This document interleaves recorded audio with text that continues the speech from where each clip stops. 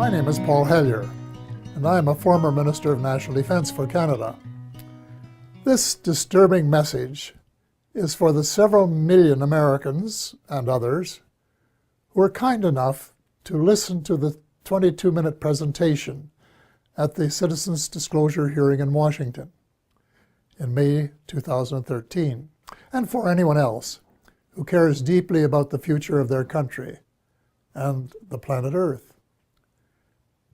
The U.S. is in grave danger. Strangely, the peril is not from foreign enemies, but from enemies within. So I beg you to listen to a summary of the major problems, followed by some suggestions as to how the U.S. might be recaptured by loyal Americans, to the enormous relief of friends who have been watching helplessly from the sidelines. The stakes couldn't be higher. So I spent the 15 months following the Washington hearing feverishly writing a new book, incorporating what I think every American has the right to know and must know to end the incredible naivety observed at the citizens' hearing. The name of the book is The Money Mafia, A World in Crisis. Most of my friends, both American and Canadian, tend to agree that the world is in a state of crisis. But very few are aware that the problems are not natural phenomena. They have been engineered by a very tiny elite group of rich, ruthless, and power-hungry people who have been deliberately keeping the majority of decent, hard-working taxpayers totally in the dark. The iron veil of secrecy is now nearing the end of its 7th decade. When World War II ended, little attention was given to Operation Paperclip, under which hundreds of Nazi scientists were brought to the U.S., given new identities, and then appointed to important jobs in the military and elsewhere. Some of them would have been aware of UFOs and the ET presence from their experience in working with them in the 1930s.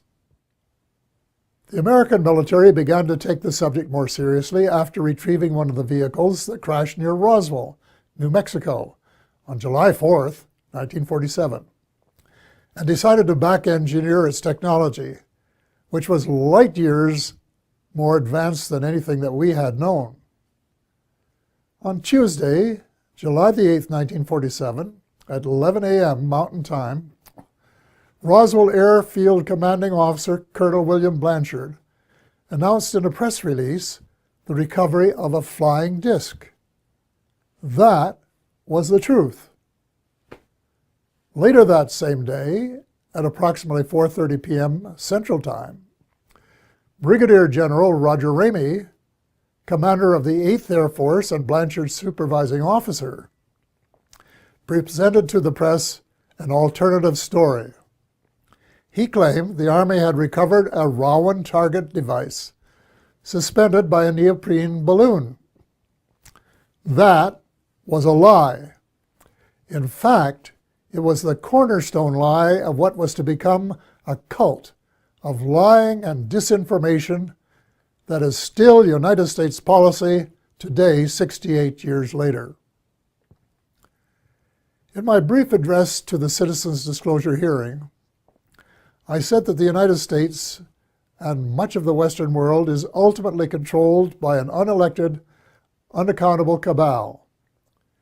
Its apex is the banking and financial cartel, followed by the oil cartel, the CEOs of the largest and most powerful transnational corporations, major intelligence agencies, including the CIA, the FBI, and the NSA, and a major slice of the U.S. military.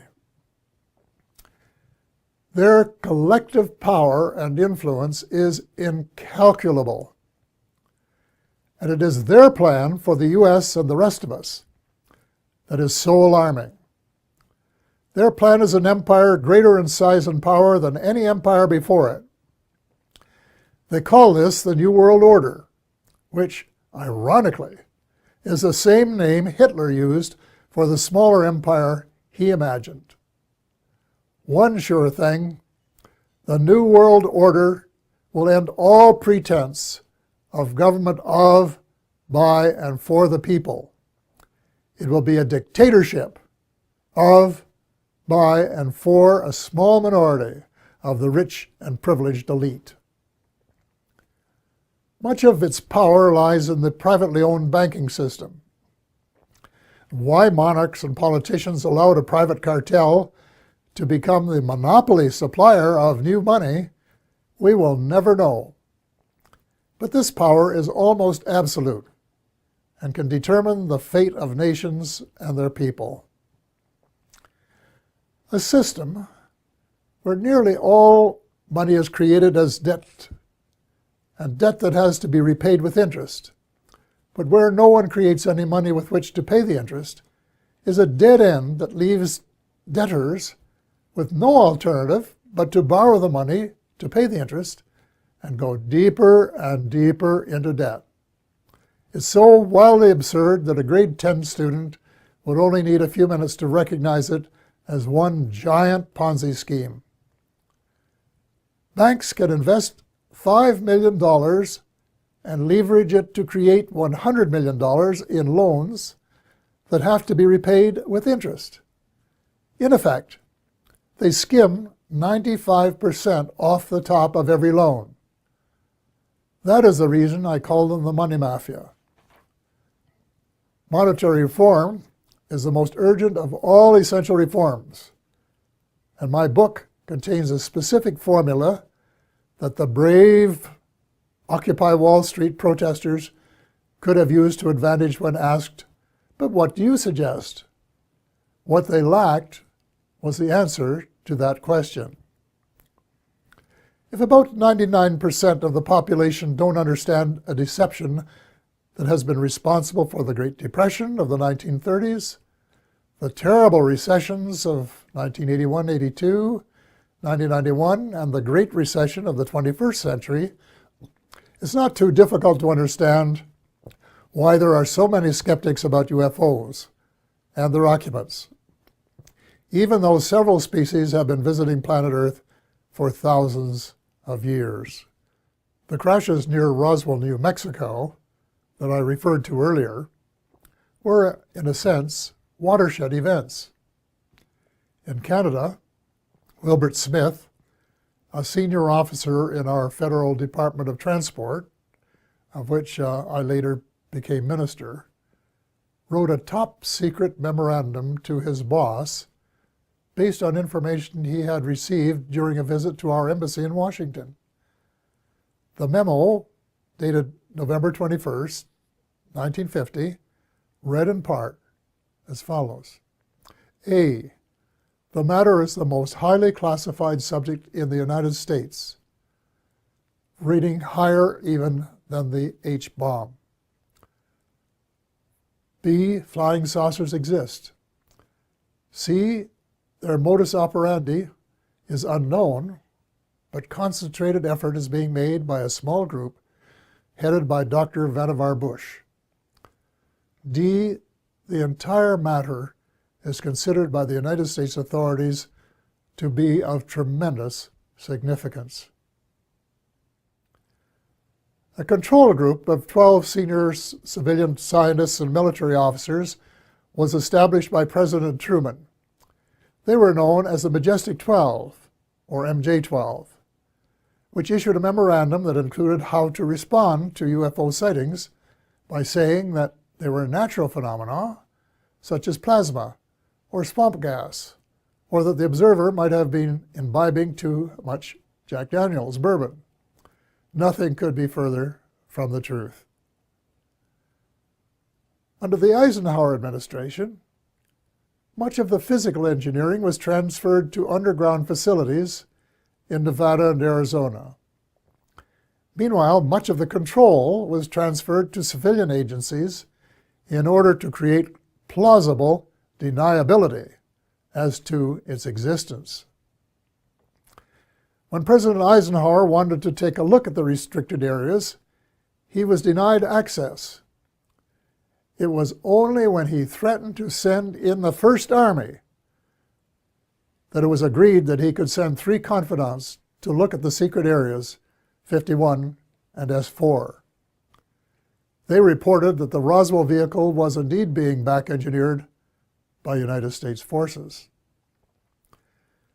President Eisenhower was so distressed by the situation that he included in his farewell address to the nation that his fellow Americans should beware of the military-industrial complex, which, according to one witness, was his way of saying that the ET file had fallen into the wrong hands. Indeed it had. It was under the control of the military-industrial complex, otherwise known as the financial, intelligence, and military wing of the all-pervasive cabal, which has seized control of the United States and much of the balance of the world. Beginning with Eisenhower, not one of the presidents of the United States has been given completely honest advice by his civil, military, and intelligence advisors, nor fully briefed on the ET presence and technology. The military-industrial complex adopted a strategy of perpetual warfare to enhance its own power and profit. It is inconceivable that this plan was discussed and approved in advance by any American president. Wernher von Braun, the German rocket scientist who came to the U.S. at the end of World War II, told my friend Dr. Carol Rosen, who worked with him, that they, the military-industrial complex, in order to maintain perpetual war, had to have an enemy. First, it will be the communists, he said. Then it will be the terrorists. And finally, it will be the ETs. So far, the plan has been unfolding exactly as forecast. The cabal, sometimes referred to as the shadow government, has been in control. When Sarah McClendon, veteran White House reporter, asked President Bill Clinton why he didn't do something about UFO disclosure, Clinton replied, and I quote, "Sarah, there's a government inside the government, and I don't control it." End of quote. Imagine the President of the United States and Commander-in-Chief of the Armed Forces isn't cleared to know what his troops are doing. Well, with the end of the Cold War, the Pentagon wrote a new defense plan, popularly known as a project for the new American century. It was very far-reaching and involved conquest of much of the world by financial or military means, whichever was easiest.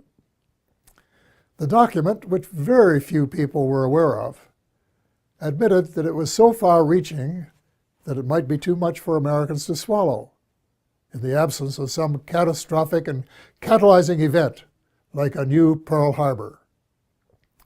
Well, Lady Luck appeared to be on their side in the form of September the 11th, 2001. Amateur foreign pilots trained in the U.S. allegedly hijacked planes and flew them into the sides of the World Trade Towers 1 and 2, and then into the Pentagon. Later in the day, the buildings collapsed. President Bush declared war on the terrorists and invoked the provisions in the North Atlantic Treaty, under which an attack on any one country is considered to be an attack on all. The reaction was unprecedented since the outbreak of World War II and the later attack on Pearl Harbor.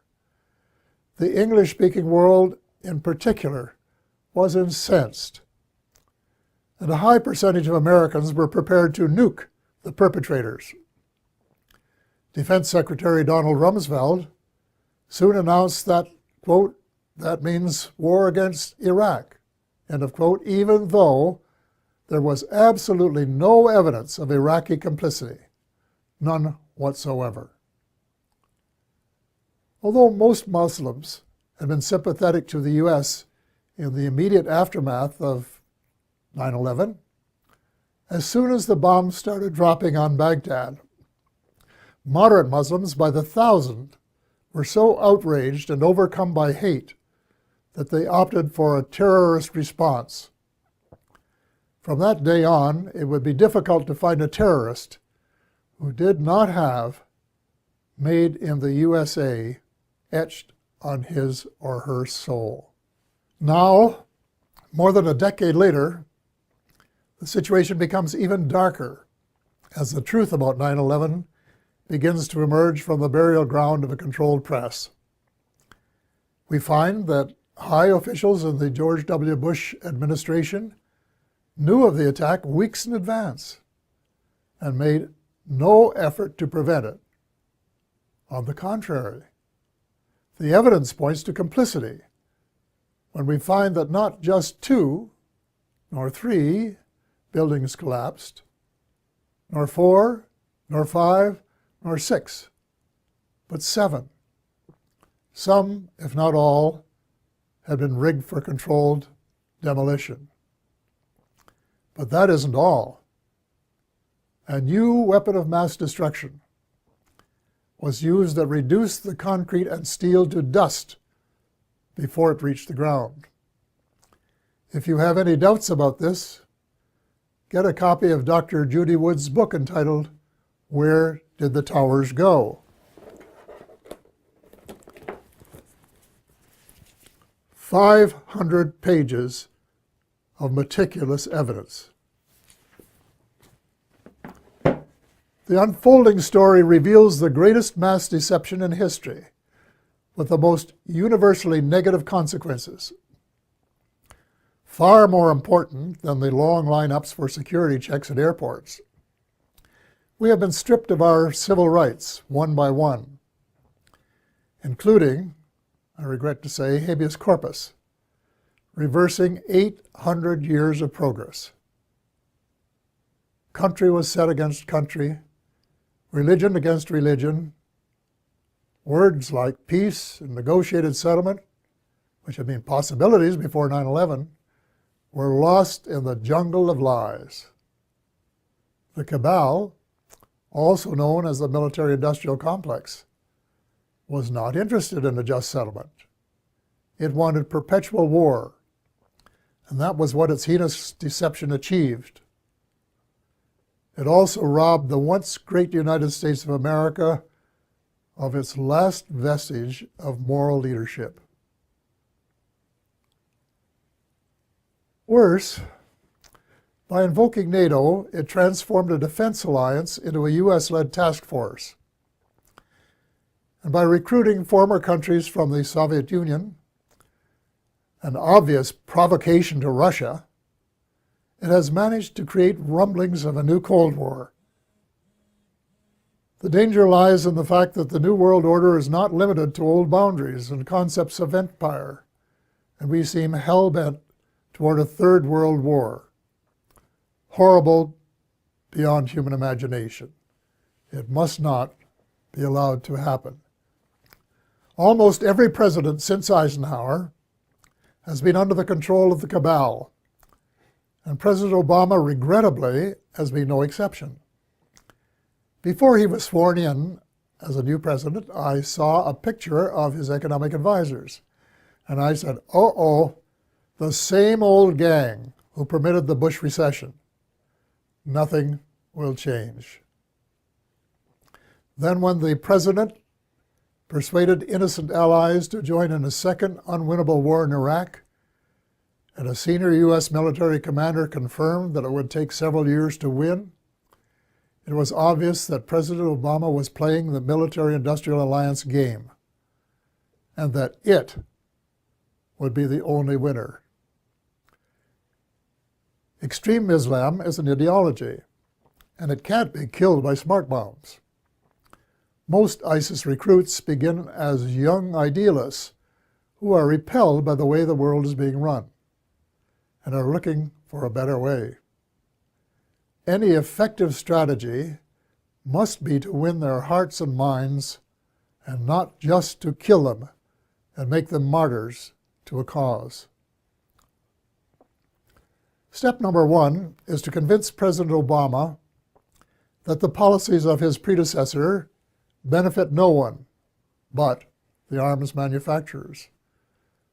So all non-Muslim members of the coalition should withdraw from the war against the Islamic State and begin to reverse all of the wrongs committed by the West in recent years.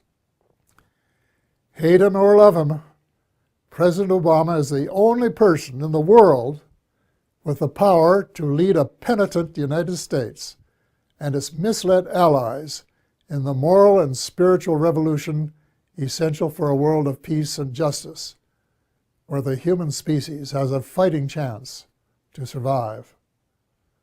The transformation has to be reversible before the next U.S. presidential election, which could be the point of no return.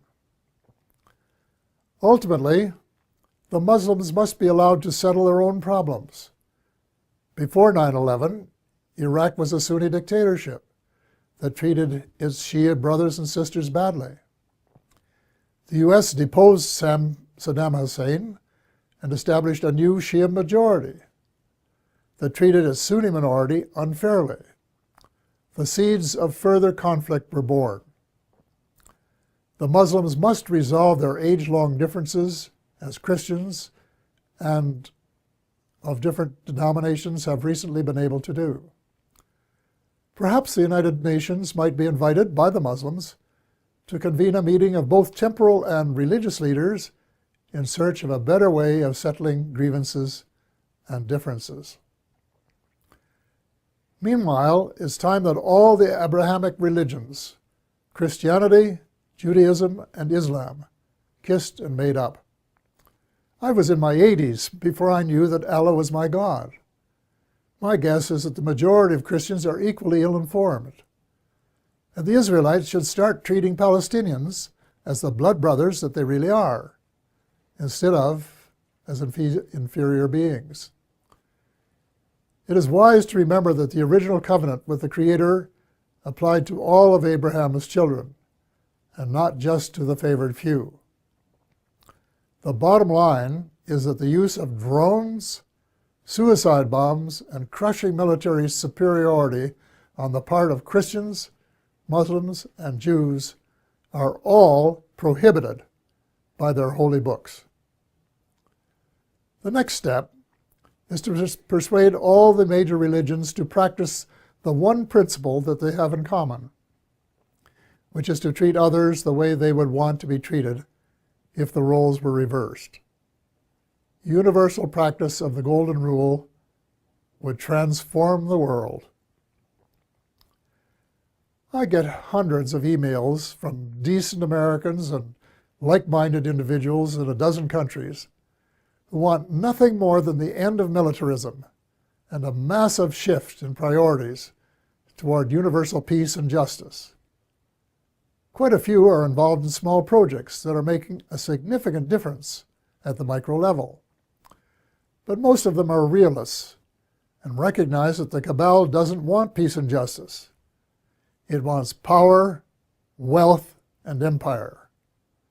So what can an individual do in the face of unprecedented power and wealth? The cabal, headed by the banking cartel, has almost unlimited financial power. But we, the people, have the numbers and must combine our limited power to form a critical mass that can move mountains. There is no guaranteed formula, but an educated guess would be that if 5 million decent and determined Americans got a copy of The Money Mafia, A World in Crisis, read it carefully, and then actively supported the comprehensive action plan set out in it, a miracle could happen. Each one of the 5 million would have to write a personal letter to the president, their senator, and their congressperson, demanding action forthwith in each of the critical areas in the same spirit of bipartisanship that would be expected in a war to save the world, which is exactly what is at stake. I am not going to repeat the list of essential reforms here, except for a few key items. The U.S. should play a leadership role in ending the private bankers' monopoly to print money. Actually, it isn't really money, it's just credit created out of thin air, a computer entry, and restore some of the power to the people that is rightfully theirs. President Obama can mint $2 trillion platinum coins to get the ball rolling, while legislation is prepared to take over the Fed and establish a 100% publicly owned central bank, a central bank of the United States. There cannot and will not be peace and justice on earth while the Fed continues to exist. Speaking of justice, if President Obama really wants a place in history as a friend of the 99% rather than the 1%, he can fast-track the Trans-Pacific Partnership into oblivion. Even the name is a lie. There is no way it is a partnership. It should be called the Trans-Pacific Power Grab by a small elite group who want to feather their own nests at the expense of other people's rights to run their own affairs for their own benefit. So the choice is yours, Mr. President, to decide if it will be the people or the cabal. There must be full disclosure of what the cabal and the U.S. shadow government have been doing since World War II. To what extent has the extraterrestrial space and weapons technology been back-engineered? And is it true, as the late Ben Rich, former CEO of Lockheed's Skunk Works, said, and I quote, "We, the U.S., now have the technology to take ET home," end of quote. The extent to which there has been collaboration between the cabal and the ETs. What species? What motives? Were there agreements signed? And if so, were the terms of the treaty or treaties lived up to? To hear the truth emerge after so many years of continual lies and darkness will require either that the National Security Act of 1947 be rescinded or suspended, with a general amnesty so that decent Americans can tell the truth without fear of retribution. A kind of truth and reconciliation process will be required. Then there are the positive benefits that must be pursued. The President must issue an order that would release the secret patents on exotic energy and make them available to the world. The secret technology, in combination with a flexible financial system, will make it possible to convert from an oil economy to a clean economy in 7 years. It will provide billions of new jobs worldwide and help close the ever-widening gap between the haves and the have-nots. Simultaneously, a project should be started to restore our oceans before the food chain has been permanently broken. In addition, worldwide programs of forest preservation and reforestation should help provide the carbon sinks essential for greater stability in weather patterns. Speaking of changing weather patterns, full disclosure should give us a better idea of how much weather patterns have been altered by government tinkering.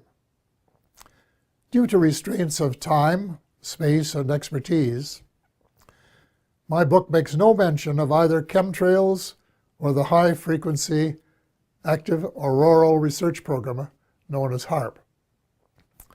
But from what I have heard and read from credible informants, I would say that they are Satan's illegitimate Siamese twins of death and destruction. If so, they should be terminated at once and relegated to the netherworld from which they came. And before the people of the world become aware and launch a $10 or $20 trillion class action suit against the United States Air Force, its contractors, associates, and suppliers. A visit to the battlefields of World Wars I and II in November of last year affected me profoundly. The slogans were everywhere. Never again. We had seen the horror of man's inhumanity to man, which was sordid beyond belief. Yet as I reflected on the real world of today, I thought that the millions who gave their lives had died in vain. Even before the Second World War was over, a group of greedy, self-centered men were plotting the next round, and they have been working assiduously at their plan. The same symptoms of mass unemployment, poverty, and seeking military advantage have been replicated. But the next time, we would start off with weapons of mass destruction just in their infancy then. The next time, it is not just supremacy that is at stake, although there are some who think so. It is the survival of the human species that is at stake. God will not be mocked. We have been given the choice of making our planet uninhabitable, as we have been told some other species have done. Or we can move in the opposite direction of peace, love, justice, and cooperation for the betterment of all, rich and poor alike. We have been given a few months, not years, to change course before it is too late. The choice is ours. We are the ones who are destined to write our own history.